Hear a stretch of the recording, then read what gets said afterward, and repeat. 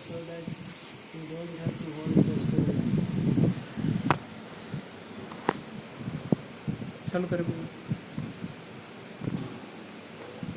Screw your start.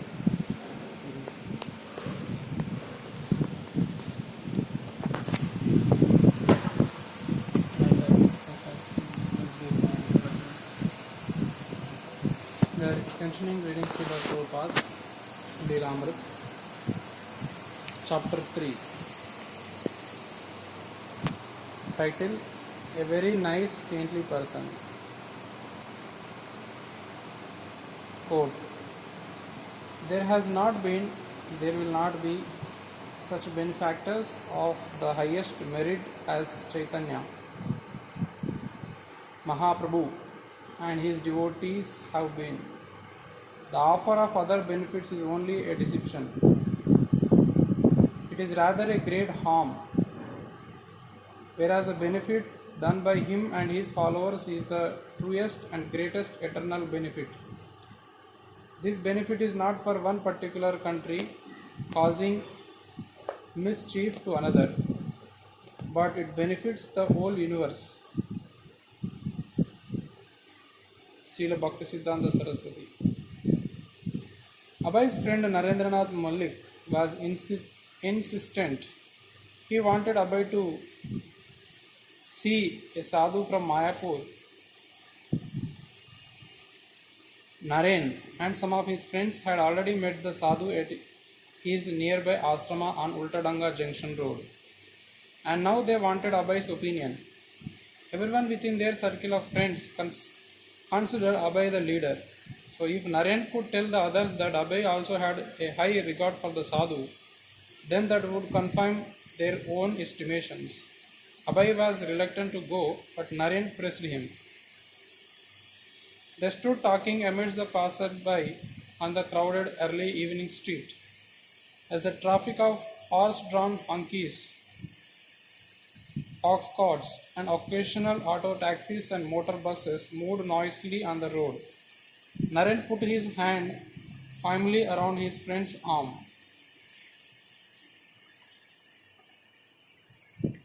Trying to drag him forward, while Abhay smiled but stubbornly pulled the other way. Naren argued that since they were only a few blocks away, they should at least pay a short visit. Abhay laughed and asked to be excused. People could see that the two young men were friends, but it was a curious sight. The handsome young man dressed in white khadi kurta and dhoti being pulled along by his friend. Naren explained that the sadhu, Srila Bhaktisiddhanta Saraswati, was a Vaishnava and a great devotee of Lord Chaitanya Mahaprabhu.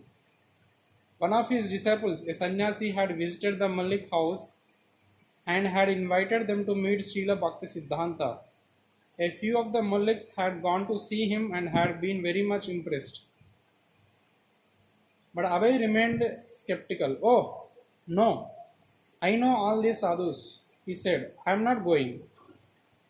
Abhay had seen many sadhus in his childhood. Every day his father had entertained at least 3 or 4 in his home. Some of them were no more than beggars, and some even smoked ganja.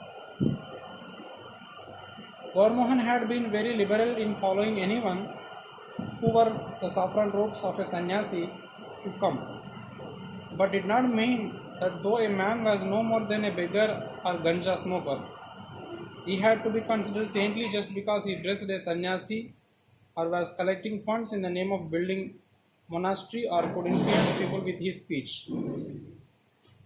No, by and large, they are a disappointing lot.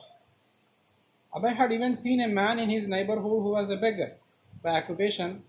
In the morning, when others dressed in their work clothes and went to their jobs, this man would put on saffron clothes and go out to beg and in this way earn his livelihood. But was it fitting that such a so-called sadhu to be paid a respectful visit as if he were a guru? Naren argued that he felt that this particular sadhu was very learned scholar and that Abhay should at least meet him and judge for himself. Abhay wished that Naren would not have behaved this way, But finally, he could no longer refuse his friend. Together they walked past the Parshnath Jain temple to Ultadanga with its sign Bhaktivinoda Asana, announcing it to be the quarters of the Gaudiya Mutt. When they inquired at the door, a young man recognized Mr. Mullik. Naren had previously given a donation and immediately escorted them up to the roof of the second floor and into the presence of Srila Bhakti Siddhanta Saraswati, who was sitting and enjoying the early evening atmosphere with a few disciples and guests. Sitting with his back very straight, Srila Bhakti Siddhanta Saraswati appeared tall. He was slender, his arms were long, and his complexion was fair and golden. He wore round bifocals with simple fronts. His nose was sharp and his forehead broad, and his expression was very scholarly, yet not at all timid. The vertical markings of Vaishnava Tilaka on his forehead were similar to Abhay, as were the simple sannyasa robes that dropped over his right shoulder, leaving the other shoulder and half of his chest bare. He wore tulasi neck beads, and the clay Vaishnava markings of Tilaka were visible at his throat, shoulder, and upper arms. A clean white Brahmanical thread was looped around his neck and wrapped across his chest. Abhay and Naren, having both been raised in Vaishnava families, immediately offered prostrated obeisances at the sight of the reversed sannyasi. While the two young men were still rising and preparing to sit before any preliminary formalities of conversation had begun. Srila Bhakti Siddhanta immediately said to them, "You are educated young man. Why don't you preach Lord Chaitanya Mahaprabhu's message throughout the whole world?" Abhay could hardly believe that he had just heard. They had not even exchanged views. Yet this sadhu was telling them what they should do. Sitting face to face with Bhakti Siddhanta Saraswati, Abhay was gathering his wits and trying to gain comprehensible impression. But this person had already told them to become preachers and go all over the world. Abhay was immediately impressed, but he was not going to drop his intelligent skepticism. After all, there was assumptions in what the sadhu had said. Abhay had already announced himself by his dress to be a follower of Gandhi, and he felt the impulse to raise an argument. Yet, as he continued to listen to Srila Bhakti Siddhanta speak, he also began to feel won over by the sadhu's strength of conviction.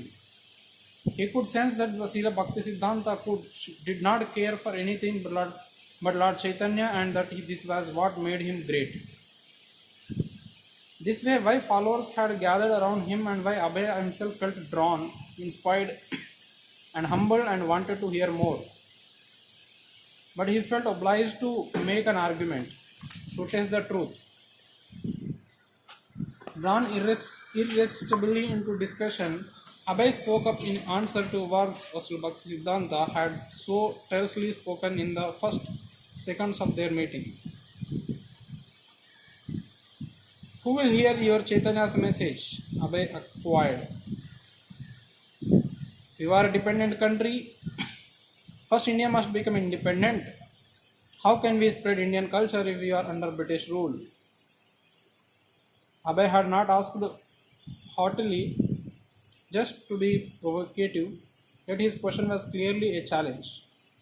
If he were to take this sadhu's remark to them as a serious one, and there were nothing in Srila Bhakti Siddhanta's demeanor to indicate that he had not been serious, Abhay felt compelled to question how he could propose such a thing while India was still dependent. Srila Bhakti Siddhanta replied in a quiet, deep voice that Krishna consciousness did not have to wait for a change in Indian politics, nor was it dependent on who ruled. Krishna consciousness was so important, so exclusively important, that it would not wait. Abhay was struck by his boldness. He could how could he say such a thing? The whole world of India beyond this little Ultadanga rooftop was in turmoil and seemed to support what Abhay had said. Many famous leaders of Bengal, many saints, even Gandhi himself, men who were educated and spiritual minded, all might very well have asked this same question, challenging the sadhu's relevancy. And yet he was dismissing everything and everyone as if they were of no consequence. Srila Bhaktisiddhanta continued. Whether one power or another rule was a temporary situation, but the eternal reality is Krishna consciousness. And the real self is the spirit soul. No man-made political system therefore could actually help humanity. This was the verdict of the Vedic scriptures and the line of spiritual masters. Although everyone is an eternal servant of God, when one takes himself to be the temporary body and regards the nation of his birth as worshipable, he comes under illusion. The leaders and followers of the world's political movements